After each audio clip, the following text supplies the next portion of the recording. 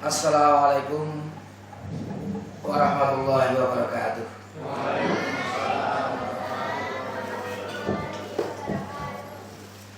Alhamdulillah, alhamdulillahirabbil alamin. Wassalatu wassalamu ala asyrafil anbiya'i wal mursalin Muhammadin wa ala alihi wa ashabihi ajma'in. Asyhadu an la ilaha illallah wahdahu la syarikalah wa asyhadu anna Muhammadan abduhu wa rasuluhu la nabiyya ba'dah. Allahumma shalli ala Muhammad wa ala alihi wa ashabihi ajma'in, amma ba'd. Hadirun hadirat sekalian yang berbahagia, pertama mari kita selalu panjatkan puji syukur kehadirat Allah Subhanahu wa taala atas segala nikmat yang telah diberikannya kepada kita semua, khususnya nikmat iman dan Islam. Bapak-bapak, ibu sekalian yang berbahagia, sebagaimana yang tadi sudah disampaikan oleh Pak Sarwiji bahwa malam hari ini kita rencanakan untuk melanjutkan kajian tentang manhaj tarjih, meskipun ada request pertanyaan. Kalau kemarin kita sudah membahas sampai mana? Definisinya sudah, pendapat sudah, ketua-ketua sudah, sejarah berdirinya sudah, fungsi majelis tarjih sudah, takrifnya sudah,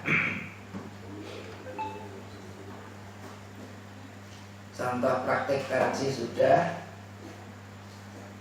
Kemarin sudah memulai tentang ini, takrif pilihan dari manhaj tarjih. Ada 4 kajian. Yang pertama mengkaji tentang wawasan atau semangat atau perspektif. Yang kedua, di dalam manhaj tarjih itu dikasih tentang sumber-sumber, maksudnya sumber-sumber hukum Islam. Yang ketiga, manhaj tarjih itu mengkaji tentang pendekatan-pendekatan. Artinya di dalam menetapkan hukum, para ulama ketika berijtihad itu menggunakan metode-metode, menggunakan pendekatan-pendekatan di dalam berijtihad. Itu apa saja pendekatan-pendekatan itu. Dan yang keempat termasuk prosedur teknis atau metode tertentu ketika menetapkan suatu hukum. Dan itu 4 hal itu menjadi pegangan di dalam berijtihad, baik wawasan, sumber, pendekatan maupun prosedur teknisnya. Itulah kurang lebih yang dimaksud dengan manhaj tarjih di Muhammadiyah. Kemarin kita sudah membahas tentang wawasannya. Ini kalau tidak salah kemarin kita sampai wawasan ini. Kita sudah sampai wawasan. Wawasannya tauhid dan syariat. Nanti syariatnya dalam menjawab pertanyaan nanti saya tambahkan lagi. Jadi paham agama di dalam manhaj tarjih itu bahwa Islam itu agama tauhid dan agama syariat. Sebagai agama tauhid sejak zaman Nabi Adam sampai Nabi Muhammad itu satu, tidak berubah. Tapi sebagai syariat, maka syariat yang dibawa oleh nabi-nabi setelahnya itu biasanya menyempurnakan, melengkapi dari nabi-nabi yang diutus oleh Allah sebelumnya. Dan karena Nabi Muhammad itu adalah penutup nabi dan rasul, tidak ada lagi nabi dan rasul setelahnya, maka artinya syariat Nabi Muhammad itu menyempurnakan syariat-syariat yang sebelumnya. Sehingga kalau sekarang ini kita bersyariat harus menggunakan syariatnya Nabi Muhammad Sallallahu Alaihi Wasallam. Tidak boleh menjadi muslim pakai syariatnya Nabi Adam. Aku mau menikah dengan adikku, pakai syariatnya Nabi Adam. Di zaman Nabi Adam boleh dengan kakaknya, adiknya, karena belum punya tetangga. Kalau enggak nikah dengan adiknya, dengan siapa lagi? Sekarang saya mau apa itu syariatnya Nabi Adam, nggak bisa. Syariat yang harus kita pegang adalah syariatnya Nabi Muhammad Shallallahu Alaihi Wasallam. Kemudian tidak berafiliasi kepada madhab tertentu. Ini artinya bukan apa itu anti madhab, tapi hanya sekedar tidak mengikatkan diri. Jadi semua ulama-ulama madhab itu adalah ulama-ulama kita. Kalau mereka bersepakat terjadi ijma, ya alhamdulillah. Tapi ketika mereka berbeda, kita akan melihat dalil-dalilnya, argumentasinya, pendekatan-pendekatannya, mana yang lebih kuat. Ya, itu yang kita ikuti. Toleransi ini juga tentunya terkait dengan toleransi itu ketika kita berbeda pendapat mengenai furu'iyah, itu kita tetap harus saling menghargai meskipun ada perbedaan. Meskipun kita tetap memilih yang kita yakini lebih kuat, tapi kita menghargai orang lain yang berbeda dengan kita. Kalau dengan agama lain ya kita kuat, tidak boleh mencampur akidah kita, tapi kita memberikan apa itu kebebasan bagi orang yang beragama lain untuk beribadah sesuai dengan keyakinan mereka. Tidak perlu paksa atau dihalangi. Keterbukaan ini sangat terbuka, jadi bisa dibaca oleh semuanya, dalilnya, argumentasinya, dan dengan keterbukaan ini memang yang namanya keputusan tarjih di dalam Muhammadiyah itu bukan harga mati. Jadi keputusan tarjih dalam Muhammadiyah itu bukan harga mati. Ketika ada dalil yang lebih kuat dan lebih meyakinkan, mengapa tidak kita berbeda menuju yang lebih kuat. Ada beberapa contoh apa yang sudah diputuskan oleh tarjih itu kemudian direvisi, diperbaiki, disempurnakan. Itu kenapa? Karena memang kita sangat terbuka, jadi tidak menutup diri. At-tajdid kemarin sudah kita sebut, ada at-tajdid as-salafi, tajdid yang berkaitan dengan ibadah atau akidah. Kemudian at-tajdid al-khalafi, tajdid yang berkaitan dengan muamalah. Kalau tajdid terkait dengan ibadah itu purifikasi, artinya mencoba untuk beribadah mahdo itu seperti yang dicontohkan oleh Rasulullah, tidak nambah-nambahi, tidak mengurangi, tidak merubah. Tapi ketika berkaitan dengan al-umur ad-dunyawiyah, perkara-perkara duniawi, maka sangat dinamis. Bisa ada modifikasi, bisa ada dinamisasi, pengembangan. Maka Islam berkemajuan itu tajdidnya tajdid khalafi. Tapi kalau tajdid kalau berkaitan dengan ibadah akidah, ini tajdid salafi, maka ini harus dijaga. Akidah yang sudah ada tidak boleh dirubah, tidak boleh diutak-atik. Nah, itu bagian dari. Maka kalau kita berbicara tentang tajdid, ketika kemudian kita ditanya Islam itu agama yang statis atau agama yang dinamis, maka kita akan katakan Islam itu punya nilai-nilai statis dan juga punya nilai-nilai dinamis. Nilai-nilai statisnya ada pada akidah kita, ada pada ibadah makhluk kita. Sholat subuh itu statis, sampai hari kiamat nanti ya cuma 2 rakaat dan tidak perlu ditambah atau dikurangi, ini statis. Tapi kalau umur duniawiyah, masalah ekonomi dan lain sebagainya, maka itu sangat dinamis. Jadi Islam memiliki nilai-nilai statis dan juga memiliki nilai-nilai dinamis. Sehingga ketika Muhammadiyah menyatakan gerakan berkemajuan, inovatif, ini tentunya tajdid khalafinya. Yang dimaksud sisi dari dinamisnya Islam itu tadi. Dan nanti insya Allah kita juga masuk terkait dengan ini, kita masuk ke pertanyaan. Mau saya lanjutkan, tapi sudah ada request pertanyaan ya, kita coba lihat dulu.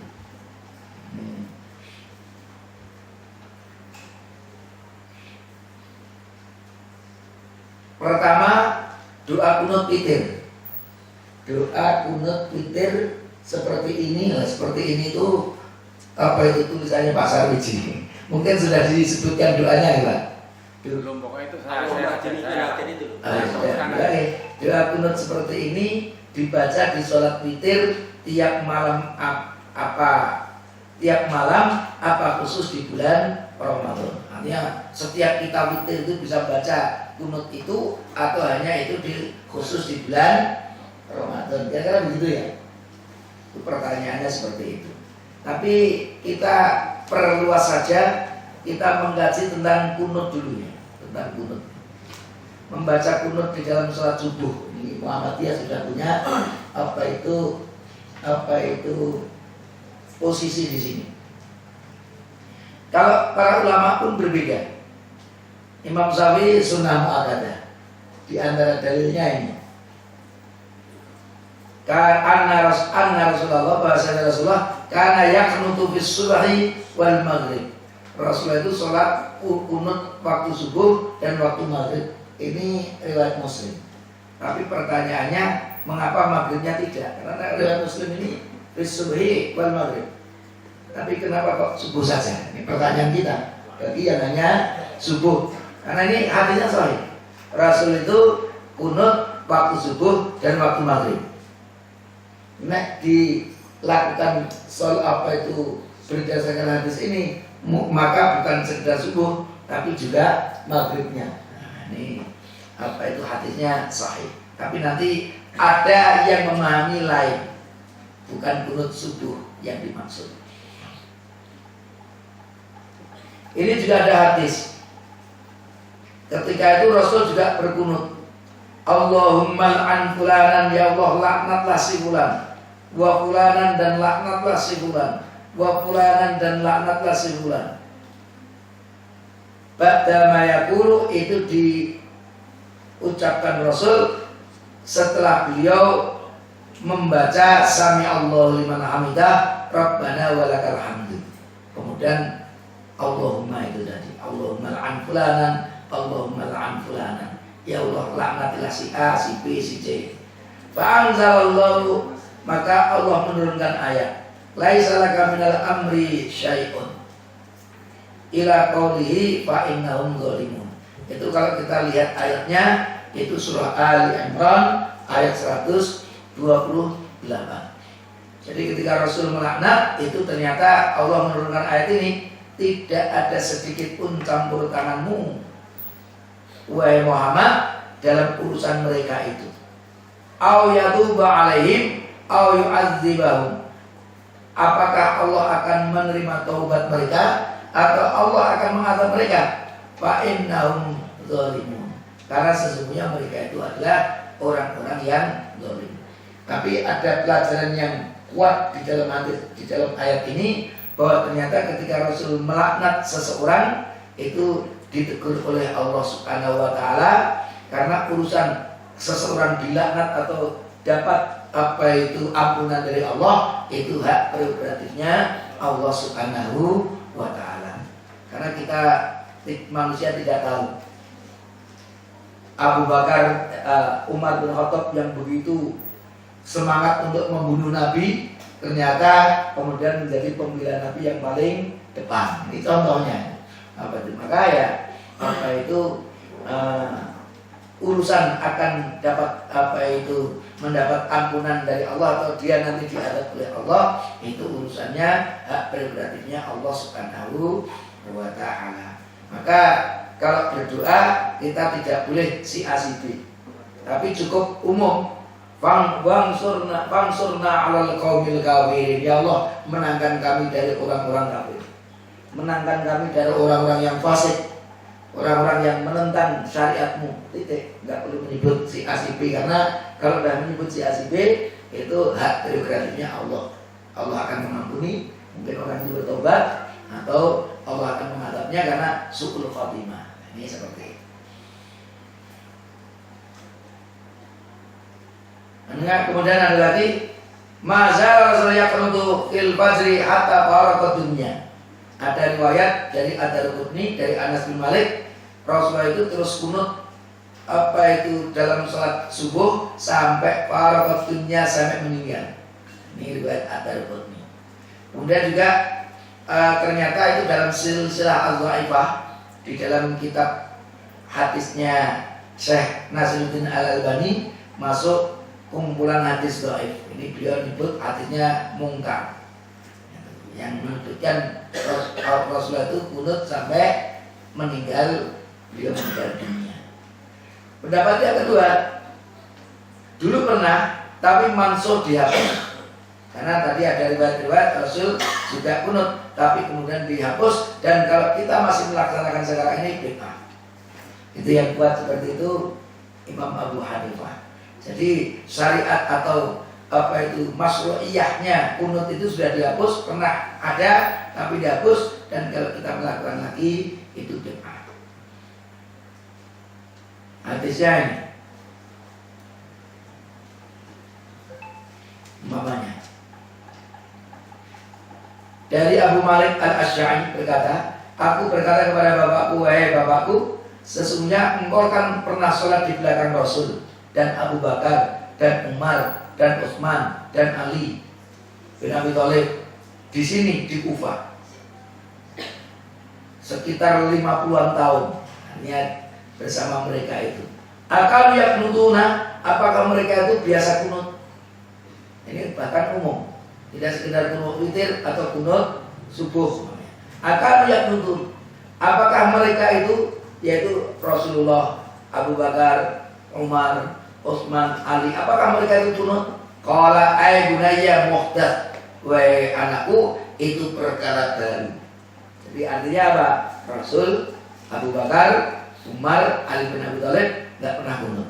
Itu perkara baru. Nah, ini apa itu At-Tirmidzi mengatakan hasanun sahih. Ini hadis yang bisa dijadikan dasar hukum. Ini yang kedua, Musnad Abdul Razak dari Abdullah bin Mas'ud. Ana kana la yakunu. Ini athar Abdullah bin Mas'ud. Maka disebut athar bukan dari Nabi, tapi ini sahabat Abdullah bin Mas'ud, salah satu ulama di kalangan sahabat. Ana kana, bahwasanya Abdullah bin Mas'ud itu la yaknutu di sholatil fajr. Dia tidak kunut di sholat fajar. Ini ulamanya sahabat ini, Abdullah bin Mas'ud, yang mungkin ceritanya luar biasa. Ketika Islam itu baru sembunyi-sembunyi di Mekah, itu Rasul pernah meminta sahabat-sahabatnya, siapa di antara kalian yang berani membaca ayat-ayat Allah ini di hadapan mereka di Ka'bah itu, di Masjidil Haram itu, yang waktu itu masih penuh dengan berhala. Ketika Rasul menawarkan, yang angkat tangan Abdullah bin Mas'ud. Di dalam riwayat itu Abdullah bin Mas'ud itu kecil kurus, kecil kurus, kira-kira padu berkelahi, itu rapati elok karena kurus kecil. Itu Abdullah bin Mas'ud. Tapi beliau mengangkat tangan. Siapa yang berani? Saya. Karena yang angkat tangan cuma Abdullah bin Mas'ud, Rasul diulang lagi, siapa yang berani? Saya, wahai Rasul. Sampai 3 kali Abdullah bin Mas'ud. Akhirnya ya sudah, Abdullah bin Mas'ud membaca itu. Apa yang terjadi? Babak belum beliau. Setelah membacakan ayat itu, babak belum. Setelah itu Rasul bertanya lagi, siapa lagi? Setelah itu kira-kira besok-besoknya gitu ya, siapa lagi yang sanggup untuk membacakan ayat-ayat Allah di hadapan mereka? Abdullah bin Mas'ud mengangkat tangan lagi, saya sanggup lagi. Abdullah bin Mas'ud, luar biasanya sahabat Abdullah bin Mas'ud, salah satu ulama di kalangan sahabat itu. Dia tidak pernah kunut di dalam sholat fajar. Ini Abdullah bin Umar. Ini juga ulama di kalangan sahabat, Abdullah bin Umar. Masa itu anak adan fa'alahu, aku tidak melihat seorang pun yang melakukannya. Ya, Abdullah bin Umar, tidak ada yang melakukannya. Ini hadis lagi, bahwasanya Nabi Muhammad pernah kunut fi sholatil fajri syahrun, selama sebulan, summa tarokahu, tapi kemudian beliau meninggalkannya. Ini yang dipahami oleh Imam Abu Hanifah tadi, mansuh, dihapus. Pernah sebulan, tapi kemudian ditinggalkan oleh Rasulullah. Walana anal mansuh, ini yang riwayat-riwayat apa itu madzhab Hanafi, apa itu hadis itu mansuh, dan seterusnya. Pendapat yang ketiga, tidak kunut kecuali nazilah. Jadi ada kunut tapi bukan subuh. tapi kunutnya nazilah, termasuk bukan witir, tapi kunutnya nazilah. Ini ulama Hanafiyah mutaakhirin dan riwayat Ahmad. Ini hadis yang diriwayatkan dari Ibnu Khuzaimah dari Anas bin Malik. Anna Nabiya sallallahu alaihi wasallam, bahwasanya Nabi Muhammad sallallahu alaihi wasallam kana la yaqnutu, beliau itu tidak kunut illa idza da'a liqaumin, kecuali kalau mendoakan atas untuk kaum dan atas kaum. Mendoakan li kaum itu kebaikan. Kalau da'a ala ini tentunya mungkin untuk musuh. Berdoa untuk musuh. Kalau untuk li kaumin ini untuk yang tidak memusuhi tapi yang mengikuti ajaran Rasulullah, mendoakan juga untuk umatnya, mendoakan juga untuk yang memusuhi beliau. Itu layak nutup, kecuali ketika mendoakan itu tadi. Asbabul wurudnya, kunut pada waktu sholat. Nabi mengirim para sahabat untuk berdakwah, mengajarkan Islam ke desa-desa dan kabilah. Bahkan apa itu, ini riwayat yang lebih detail lagi, bahkan Rasul itu diundang untuk mengirim apa itu dai-dai ke Zakwan, Ri'lin, Hayyan dan Usayyah, tapi mereka dibunuh. Maka Nabi Muhammad memerintahkan para sahabat untuk berdoa kunut selama 1 bulan.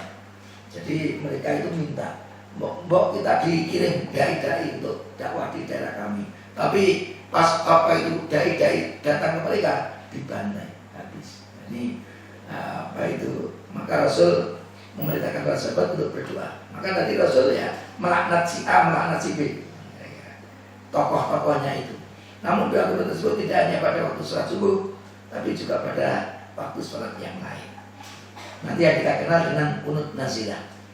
Jadi kesimpulannya ada tuntunan untuk melakukan kunut, tapi untuk kunut nazilah yang jika ada kesusahan atau musibah besar yang menimpa umat Islam, itu bisa kita melakukan kunut nazilah, berdoa kepada Allah. Yang keempat, boleh melakukan atau meninggalkannya. Ini As-Sauri, Ibn Jarir, At-Tabari. Kalau Ibnu Qayyim mengatakan para ahli hadis menengahi dari pendapat yang secara mutlak melarangnya. Jadi kalau bahasa Muhammadiyah ini karena diperdebatkan, maka kita lebih berhati-hati untuk tidak melakukan kecuali yang benar-benar kita yakini itu tuntunannya, syariatnya dari Rasulullah Sallallahu Alaihi Wasallam. Kalau kita ragu-ragu ya lebih baik kita melaksanakan ibadah-ibadah lain yang meyakinkan, tidak ada perdebatan, daripada melakukan yang masih dibeteki apa itu tata caranya atau bahkan perbuatannya itu sendiri. Kembali kepada masuknya kunut witirnya, dibaca salat witir tiap malam apa khusus di bulan Ramadan. Ini kalau dari Jabir bahwasanya Nabi Muhammad SAW bersabda, afdhalus sholati tulul kunut. Salat yang paling afdal itu tulul kunut. Al-kunut di situ artinya yang berdirinya lama. Jadi semakin lama berdirinya itu prinsipnya lebih baik. Ini untuk sholat sendirian. Nah, karena kalau nanti sholatnya berjamaah, Rasul untuk memendekkan. Kalau kamu berjamaah maka pendekkanlah sholat kalian. Tapi pendek ini juga multitafsir juga. Kalau kita membaca apa itu ulumul Quran, juz-juz ke-30 itu termasuk surah-surah pendek. Tapi kalau kita dibacakan amma yatasaalun, panjang pun ya gitu. Kesannya itu surah panjang, padahal kalau itu termasuk surah-surah yang pendek. Jadi ini ukurannya kan juga apa itu perlu didiskusikan. Karena di zaman Rasul ketika para sahabat apa itu mengeluh kepada Rasulullah tentang bacaannya seorang sahabat yang imami sangat panjang, itu dia dikonfrontir oleh Rasulullah. Ternyata memang panjang benar. Kemudian Rasul baru bersabda, kalau kamu mengimami orang lain, maka pendekkanlah sholat. Karena di belakang kamu ada yang tua, ada yang sakit dan lain sebagainya. Ini tulul kunut. Tapi kunut di sini artinya panjang berdirinya. bukan panjang membaca kunutnya, itu dipahami dari hadis ini. Ini ada lagi hadis rawahul khamsah dari Al Hasan bin Ali bin Abi Thalib. Allamani Rasulullah mengajariku kalimatin, beberapa kalimat, beberapa ucapan, beberapa doa. Aku luhunna fi kunutil witri, yang aku baca di dalam kunut witir. Ini ada riwayat At-Tirmidzi, Abu Dawud, An-Nasai, Ibnu Majah, Ahmad dan lain-lain. Allahumma hdini fiman hadait wa afini fiman afait wa tawallani fiman tawallait wa barik li fima atait wa qini syarra ma qadait fa innaka taqdi wa la yuqda alaik innahu la yadhillu min man walai tabarakta rabbana wa ta'ala. Ini ada salah ketik.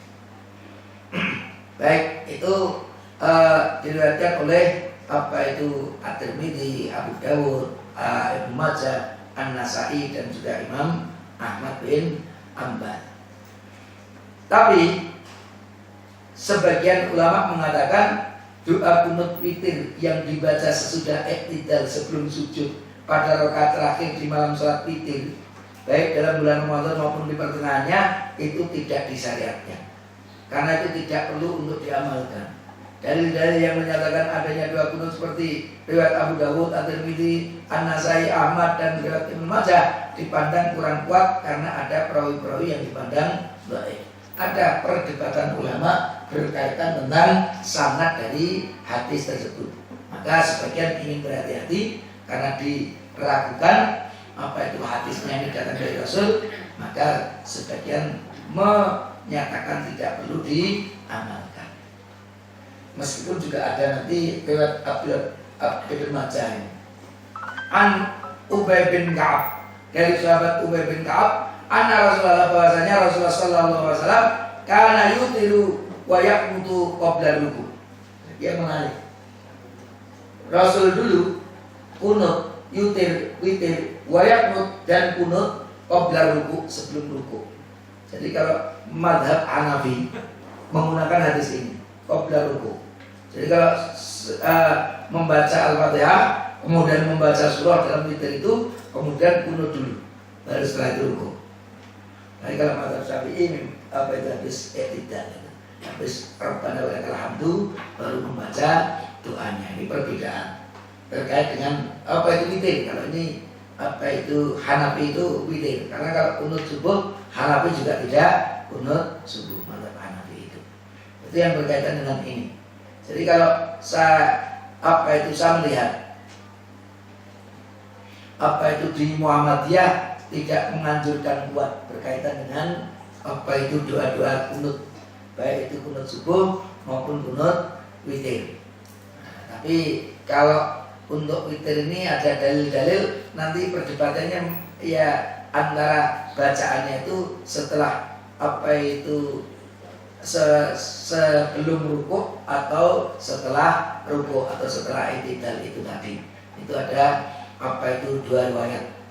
Kemudian terkait dengan apa itu waktunya, itu juga nanti ada perbedaan. Ada yang sholat subuh juga melakukan, ada yang hanya untuk sholat witir saja seperti itu. Tapi kalau kita melihat apa itu yang menggunakan hadis ini, itu tidak ada batasan. Rasul kalau kunut itu apa itu bahwa Rasulullah itu witir dan kunut apa itu ketika sebelum ruku. Ini kesannya ya witir dalam setiap malam, tidak hanya Ramadan saja. Tapi kalau mazhab Hanafi menggunakan apa itu hadis ini untuk Ramadan saja. Dan biasanya kalau kebetulan di Baghdad itu mazhabnya Hanafi, biasanya untuk pertengahan yang terakhir saja. Tapi kalau ditanyai hadisnya pertengahan terakhir atau pertengahan awal atau tengah-tengahnya atau itu enggak ada semuanya. Itu kalau di mazhab ada, kalau dalam hadis apa itu terkait dengan itu tidak ada. Kapannya apa itu tidak ada. Itu yang berkaitan tentang kunut witir. Maka di tuntunan Muhammadiyah berkaitan dengan witir itu juga tidak sebutkan witir dan doanya ini tadi. Itu di Muhammadiyah. Tapi memang ini ada dalil yang diperdebatkan, tapi diriwayatkan memang oleh khamsah itu. Abu At-Tirmidzi, Abu Dawud, An-Nasa'i, Ibnu Majah, termasuk Imam Ahmad bin Hanbal. Termasuk yang lain-lainnya juga saya baca juga ada riwayat terkait dengan itu. Yang kedua, nanti nyambung sedikit, kita sambungkan untuk jawaban yang kedua. Bolehkah mengqadha puasa sunnah seperti puasa Arafah atau puasa Asyura? Sebab pada waktu tanggal tersebut sedang berhalangan. Apakah ada hadisnya? Ini memang pertanyaan yang memper, karena kalau kita cari hadisnya terkait dengan itu enak. Maka apakah ada hadis khusus itu terkait dengan itu? Mengqadha puasa Arafah atau Asyura itu enak hadisnya apa? Ya kita nggak menemukan hadisnya Rasul mengqadha atau para sahabat mengqadha Arafah di hari yang lain, mengqadha puasa Asyura di hari yang lain. Nanti di belakang juga saya sebutkan lagi tambahan keterangannya. Ada itu apa? Kalau dalam ilmu ushul fikih para ulama menyebut yaitu al-ityanu bil matlub, mendatangi apa-apa yang diperintah atau yang diminta oleh Allah. Yaitu melaksanakan apa yang diperintah oleh Allah fi waqtihil mukhtas, pada waktunya yang sudah dikhususkan. Kalau sholat maghrib sejak tenggelam matahari sampai hilangnya syafaq merah, itu berarti apa itu? Kalau kita melakukannya di waktu itu, maka kita melakukan sholat maghrib adaan. Jadi adaan itu melakukannya pada waktunya. Kebalikannya apa? Al-qadha. Al-qadha apa itu? Al-ityanu bil matlub, melakukan apa yang diminta oleh Allah, yang diperintah oleh Allah, kharija waqtihil mukhtas, tapi di luar waktunya. Waktunya sudah habis, baru ingin melakukannya. Itu namanya al-qadha. Mengqadha kita rinci dulu. Mengqadha salat wajib, kita lihat. Mengqadha salat wajib, sebenarnya salat wajib itu ada qadhanya atau tidak? Itu ada perbedaan dari kalangan ulama. Sebagian ulama mengatakan ada, sebagian ulama mengatakan salat itu tidak ada qadhanya. Tapi mungkin sebagai tengah-tengah, ini kita mungkin menggunakan istilah ini. Mengqadha salat wajib terkait kalau tidak sengaja meninggalkannya atau ada udzur. Contohnya apa? Ketiduran. Karena apa itu? Maghrib tidur, tahu-tahu bangun-bangun sudah subuh. Kan itu ketiduran. 12 sampai ternyata adzan subuh baru bangun. Jadi kan tiduran. Ini artinya apa? Ini tidak sengaja meninggalkannya atau karena udzur. Atau lupa saklena, warna kesibukan kantor urus ini, harus laporan ini laporan itu, ngurus itu sampai kelewatan waktunya. Lupa, masya Allah, ternyata kelewatan waktunya. Benar-benar lupa, tidak pura-pura lupa loh. Kalau pura-pura ketiduran atau pura-pura lupa, Allah Maha tahu. Tapi kalau lupa, kapan waktunya? Ya ketika ingat. Nah, sehingga mengatakan kalau lupa atau ketiduran atau kalau ada udzur berarti boleh diqadha. Itu sebagian ulama mengatakan begitu. Tapi sebagian ulama yang lain mengatakan bukan qadha itu tetap ada. Karena orang yang lupa itu adanya dia ketika ingat. Itu masih ada. Bukan qadha itu. Karena waktunya orang yang lupa itu ingat. Jadi itu di dalam waktunya. Karena waktunya ketika ingat. Kalau orang yang tiduran waktunya kapan? Ketika bangun. Maka itu ketika bangun dia segera sholat itu ada, bukan qadha. Ini apa itu berkaitan dengan itu ya. Bolehlah, ini ada dua. Saya melihat ini hanya istilah saja, tapi intinya kalau ada ketidaksengajaan, ada udzur, tentunya sholat itu bisa dilakukan meskipun sholat waktu aslinya sudah habis. sholat isya mestinya habis waktunya waktu fajar, tapi gandeng itu dari ketiduran, maka yang bisa dilakukan setelah fajar datang. Karena apa? Karena ya bangunnya ketika sudah fajarnya datang itu tadi. Nah, itu entah disebut qadha atau ada, tapi itu masuk, bisa dilakukan karena ada udzur. Tapi pertanyaannya, lah kalau sengaja meninggalkannya, ada qadhanya enggak? Nah, ini kan sengaja.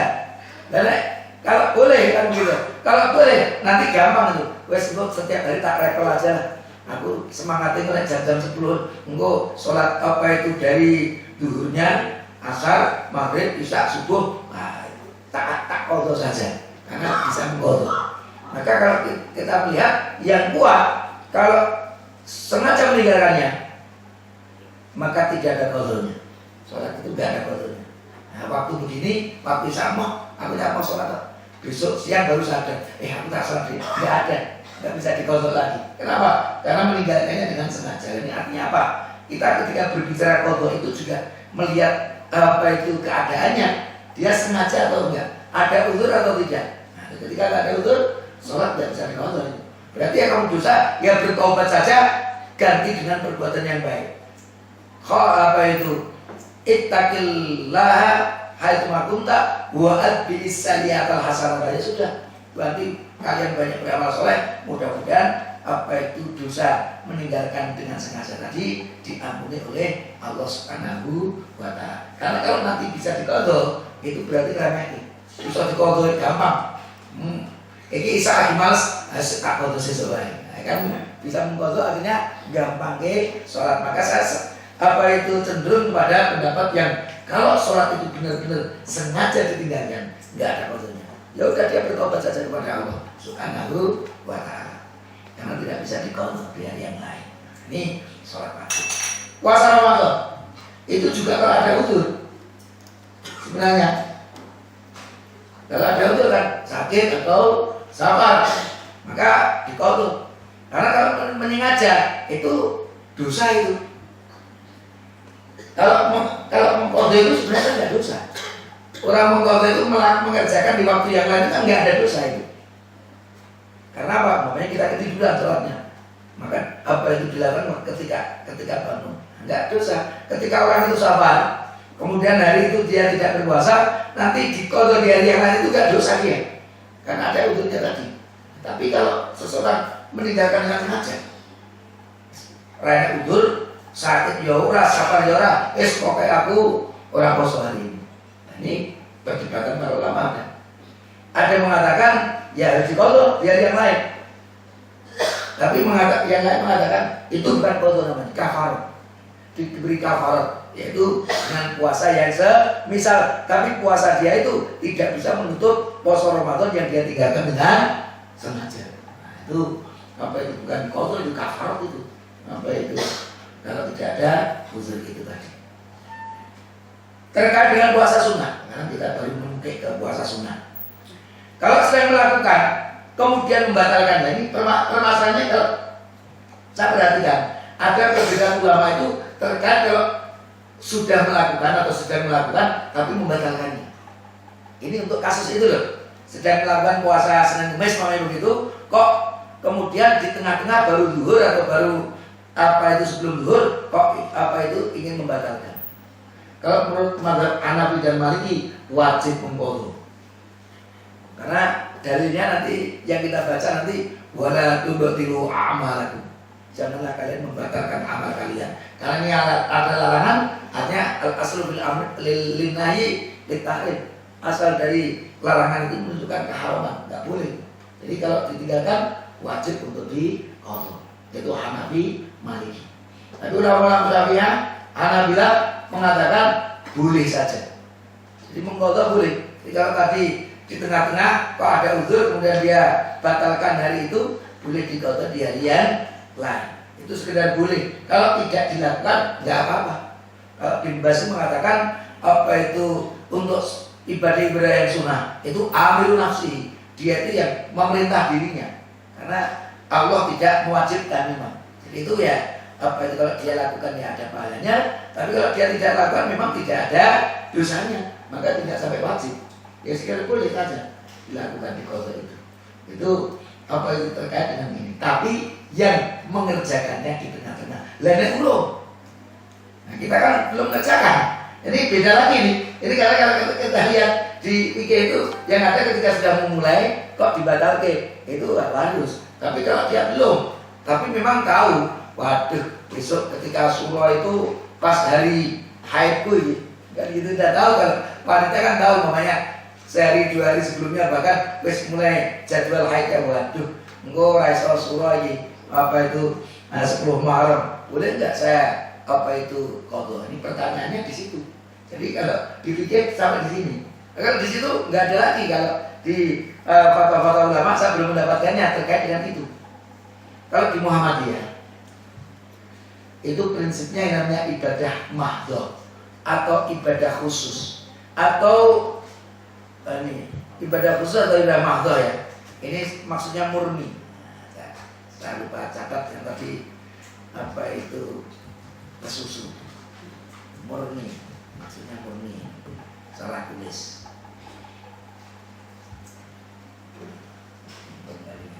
Ibadah khusus atau ibadah mahdhah atau ibadah murni.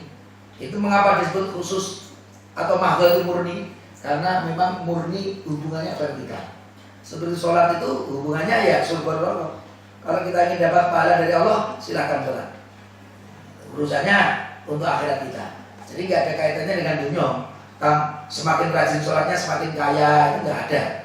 Itu hubungannya sholat itu hanya dengan akhirat saja. Maka kalau ingin kaya ya tidak sholat dari subuh sampai malam tok atau bekerja ya tetap miskin, kan begitu. Artinya ya tidak ada kaitannya dengan itu dunia itu. Maka disebut ibadahnya murni. Termasuk puasa itu juga termasuk ibadah yang mahdhah, ibadah murni, vertikal kepada Allah Subhanahu wa taala. Kalau ada efek-efek duniawi itu sekedar efek, tapi intisarinya adalah vertikal itu tadi. Menunggu perintah, maka al-aslu fil ibadati at-tahrim. Asalnya itu haram, asalnya itu tauqif, berhenti, jangan kerjakan sampai ada perintahnya. Itu prinsip di Muhammadiyah. Kalau sudah ada perintahnya, yang kedua ikut contoh. Bagaimana Rasul mencontohkannya? Nah, itu kalau sudah ada perintahnya, bagaimana Rasul mencontohkannya? Urusan ibadah seperti sholat puasa ada perintahnya. Berarti memang untuk yang pertama sudah. Tapi terkait kedua ikut contohnya. Nah, contohnya ini. Dan ingat ibadah itu prinsipnya memang ghairu ma'qulatil makna. Ghairu ma'qulatil makna itu suprarasional. Artinya di luar jangkauan akal. Maksudnya tidak, prinsipnya jadi tidak diakal-akalkan. Karena prinsipnya sami'na wa ta'na at-ta'ah prinsipnya. Maka ghairu ma'qulatil makna. Contoh, kalau kita wanita habis haid, berhenti haid, sholat mandi wajib. Atau kita habis junub, mandi wajib, tambah wudhu lagi, kemudian baru melangkah ke masjid, tahu-tahu ngentut. Kalau secara logika ini masih basah semuanya, masih bersih semuanya. Tempat keluarannya angin lah, atau kalau kita kencing gitu ya, tempat keluarnya najis itu saja yang kita bersihkan cukup. Tapi ternyata agama kita mengharuskan diulangi wudhunya, bukan mandinya ya, diulangi wudhunya. Nah, itu itu berkaitan dengan ini. Maka baru ma'qulatil makna itu prinsipnya ikut tuntunan, ikut perintah. Termasuk banyak semua ibadah nanti seperti itu. Mengapa kok kewajibannya itu di bulan Ramadan, bukan bulan Dzulhijjah, bulan puasa itu? Yaitu samina wa ta'na. Allah merintahkan itu, ya kita samina wa ta'na. Oh, karena bulan ini lebih ini, bulan itu nanti nomor 2. Tapi prinsipnya karena Rasul perintahnya di bulan itu, ya kita kerjakan di bulan itu samina wa ta'na. Itu prinsip ibadah. Nah, untuk mengqadha puasa sunnah, bapak-bapak, ibu-ibu, saya tidak mendapatkan contoh Rasul. Umpamanya, apakah Rasul pernah mengqadha Senin Kemis di hari yang lain? Tidak pernah ada, hadisnya tidak ada. Apakah Rasul mengqadha puasa Asyura? Pernah mengqadha? Tidak. Ketika ada yang menanyakan puasa Asyura sama dengan Yahudi, ini tanggalnya tahun tanggalnya 9, Rasul tidak mengqadha. Kan ketika itu para sahabat puasa bulan Asyura. Kemudian para sahabat bertanya Rasul, lah kalau kita puasa bulan tanggal 10 ini, berarti kita sama dong dengan orang Yahudi. Wes, nek sing tanggal sama tak qadha baik. Enggak itu juga. Tapi Rasul bilang, nanti kalau datang Muharram lagi tanggal 9 itu kita juga puasa. Bukan diqadha. Kan kalau udah tanggal 10 terus puasa, itu wes pun sing soalnya kita qadha aja. Apa itu besok tidak. Ternyata kalau datang itu tahun depan lagi, maka kita akan puasa tanggal 9-nya. Itu Rasulullah. Ternyata tidak mengqadha. Tanggal 9-nya tidak diqadha oleh Rasul. Untuk wanita yang haid, kalau di logika wanita yang haid bahkan sholat 5 waktu tidak perlu diqadha kan? Coba ibu-ibu, kalau mempertanyakan ini, tanyakan aja. Aku sholat 5 waktu itu hitung dino ya, perai. Diqadha kan orang. Rasul tidak pernah para wanita tidak pernah diperintahkan oleh Rasul untuk mengqadha. Bahkan itu kira-kira lebih pantas untuk diqadha itu. Sholat 5 waktu sih. Wajib sih, nah, gitu. Itu yang wajib aja di sini. Maka Rasul kan juga pernah bersabda, wanita itu ada kekurangannya dibandingkan laki-laki. Di antara jawabannya Rasul apa? Karena kalian punya haid. Kalau yang laki-laki rangkang berai sholatnya, tapi kalian pakai berai. Nek kula nek ngoten kula qadha mawon, tidak diqadha sholat. Padahal itu wajib itu, yang lebih pantas untuk diqadha. Maka saya melihat dari beberapa hal ini, saya cenderung mengikuti manhaj Kajian Muhammadiyah. Kalau itu ibadah mahdhah, nek wis enek perintahe, kemudian kita cari contohnya. Kalau memang ada contohnya, kita lakukan. Tapi kalau nggak ada contohnya, nggak perlu dilakukan. Karena nanti kalau semuanya akan begitu semuanya. Lah, lalu bagaimana caranya? Kalau tidak diqadha Asyuranya tadi, kita ganti dengan ibadah-ibadah lain yang umum, yang juga insya Allah banyak pahalanya. Gandeng meraih poso Asyura karena haid, wis nentak banyak bersedekah, banyak berinfak, banyak macam-macam. Banyak lagi perbuatan-perbuatan yang berpahala yang kita bisa lakukan untuk menggantikan yang kita itu tidak bisa. Begitu saja. Nah, itu nggak perlu. Nah, karena Rasul nggak pernah mencontohkan. Karena mencontohkan ya diperdebatkan lagi. Nah, mana contohnya dari Rasulullah Sallallahu Alaihi Wasallam. Itulah yang bisa saya sampaikan terkait dengan pertanyaan itu. Ternyata waktunya pun habis. Nah, ini maka karena ada pertanyaan belum sempat menambah, tapi itu tadi keterangan saya berkaitan dengan wawasan tajdid. Muhammadiyah itu dalam berwawasan tajdid ini. Tajdid salafi ibadah, tajdid khalafi terkait dengan muamalah. Maka karena masalah poso itu ya tetap salafi. Istilah salafi itu ya tidak diperluas, tidak ada kita tidak perlu banyak inovasi, tidak perlu inovatif, tidak perlu modifikasi, tapi kita berusaha untuk ketika melakukan itu seperti yang dicontohkan oleh Rasul. Rasul melakukan, kita lakukan. Rasul tidak melakukan, nggak perlu dilakukan. Itu yang terbaik. Itu bagi kita seperti itu. Nek guru marman, wabah itu sudah diqadha itu nanti. Marman. Tapi itu ibadah itu nek tumuran kerjakan, orang yang nggak usah kerjakan. Carilah ibadah-ibadah lain yang bisa menggantikan ketika kita tidak bisa melakukan kesunahan-kesunahan tersebut. Itulah yang bisa kami sampaikan. Yang tambahan sedikit lagi. Untuk ibadah mahdhah tadi kan prinsipnya ada perintah. Kalau sudah ada perintah ikut tuntunan dan ghairu maqulatul ma'na. Prinsipnya ta'ah. Tapi kalau muamalah, bapak-bapak ibu-ibu, sebaliknya. Muamalah itu prinsipnya semuanya itu boleh, kecuali kalau ada pengharaman. Maka semuanya itu boleh, kecuali kalau ada pengharaman. Tapi malah poso kan masalah ibadah. Ini kalau masalah makan, minuman begitu, semuanya boleh dimakan, kecuali yang dilarang oleh agama kita. Itu satu. Yang kedua, tidak harus podo. Tidak harus mengikuti contoh, boleh inovatif. Rasul dulu bepergian naik unta terus, nggak pernah pakai jet. Nah, kita boleh, nggak ada masalah. Kenapa? Ini urusan muamalah, tidak harus ikut contoh. Yang udah makulatil makna, bisa dirasio, bisa di logika, logis enggak? Nah ini bisa kalau urusannya muamalah. Prinsipnya adalah al-masolih, kemaslahatan. Kalau itu baik untuk dunia dan akhirat, pasti itu akan diperbolehkan oleh agama kita. Tapi kalau itu madarat untuk akhirat kita, pasti akan dilarang oleh agama kita. Ini prinsipnya adalah. Tapi ada satu catatan. Catatannya apa? Masalah muamalah. Atau bukan masalah muamalah. Masalah ibadah mahdhah, ibadah murni, ibadah khusus itu dibagi lagi menjadi dua. Ini catatan. Yaitu apa? Inti ibadah dan sarana ibadah. Harus diingat-ingat. Inti ibadah dan sarana ibadah. Kalau inti ibadahnya benar-benar tidak boleh ada perubahan, sami tawakana.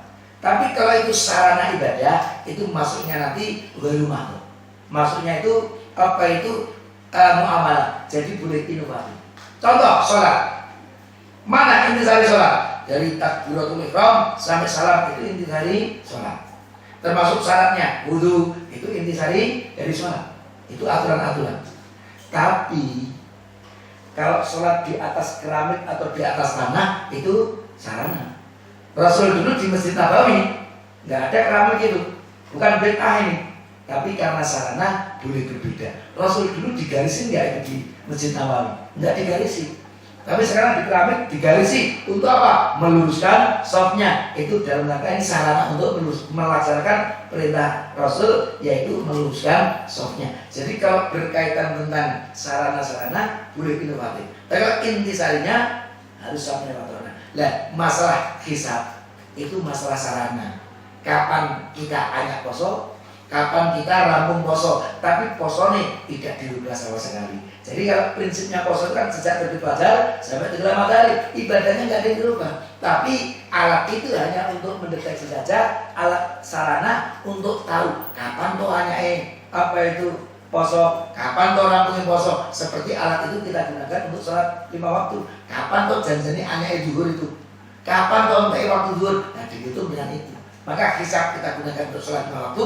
Hisab ini juga kita gunakan untuk puasa. Dalam rangka apa? Sarana untuk mendeteksi kapan anak ibadah, kapan berakhirnya sebuah ibadah. Itulah kurang lebih yang bisa kami sampaikan. Nah, besok kita akan membahas ke sumber dan lain sebagainya. Itu saja yang bisa kami sampaikan. Saya kembalikan kepada Pak Sarwiji.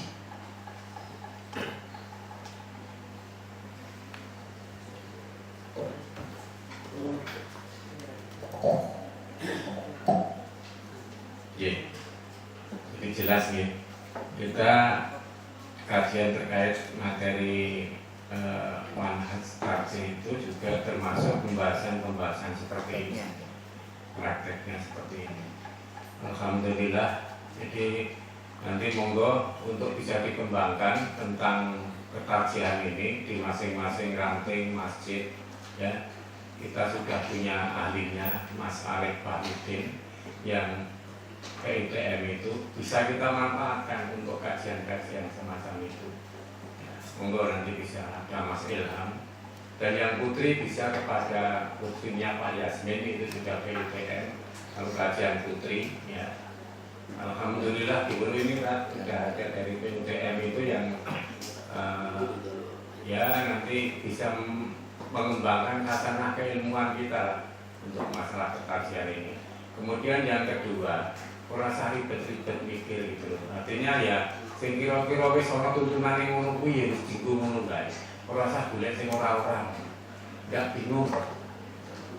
Nah, kemudian ya tapi perlu juga untuk dikaji karena memang itu menyangkut masalah ilmu. Ya, meskipun juga selama ini sebenarnya kan masalah kodok ibadah sunnah itu kan jarang gitu, bahkan tidak pernah terbahaskan gitu. Nah, yang ada ya kalau kamu sakit ketika Ramadan kemudian bisa puasa atau kepergian nanti bisa puasa di hari yang lain, itu jelas dalilnya. Tapi kalau yang sunnah-sunnah memang kita ya Tapi kalau yang menyangkut masalah lupa itu memang ada gitu. Misalnya delalai itu memang ketiduran, tangi-tangi jam 7 awan rano sing buka, ya itu bisa saja langsung subuhnya ya jam 7 itu, jam 7 esok itu. Ya, jadi jangan sampai kemudian malah bagus jam 7 rasa pisan bae ora ngono gitu loh. Ora ngono gitu. Tapi ya jam itu gitu loh, jam itu. Jadi ini terkait dengan apa? Tapi kalau misalnya kita ketiduran kemudian ingat ya, lu lagi jam 1 bengi, malah turu meneh itu beda urusan. Tidak pembahasan lagi karena sudah sadar itu. Aku mau salat misai. Nah, terus malah turu meneh nganti subuh lah itu beda lagi itu nanti hukumnya. Ya. Begitu terkait dengan ini, monggo nanti bisa kita sikapi dengan apa? Termasuk juga kunut itu ya, kita sikapi yang jelas masalah kunut sebenarnya kita nggak ada masalah, kita sudah begini kok, yang mau kunut ya silakan, yang tidak kunut ya monggo gitu aja, kita sudah seperti itu. Karena kalau kita terlalu banyak membahas masalah-masalah itu, energi kita akan habis ya. Yang hal-hal yang semacam itu. Ngaten. Insya Allah kita akan lanjutkan kajian kita malam Sabtu yang kedua nanti insya Allah terkait dengan pembahasan akidah. Monggo nanti untuk bisa kita hadiri bersama. Ya wis rasa pengi-pengi. Nah, nek kewengen ya nek mundurin tak kewengen, engko nek mundur iso mampir dalan iso mbak misi ora apa-apa. Berparah lah. lewat darat mampir paruh. Iki kakean kebun.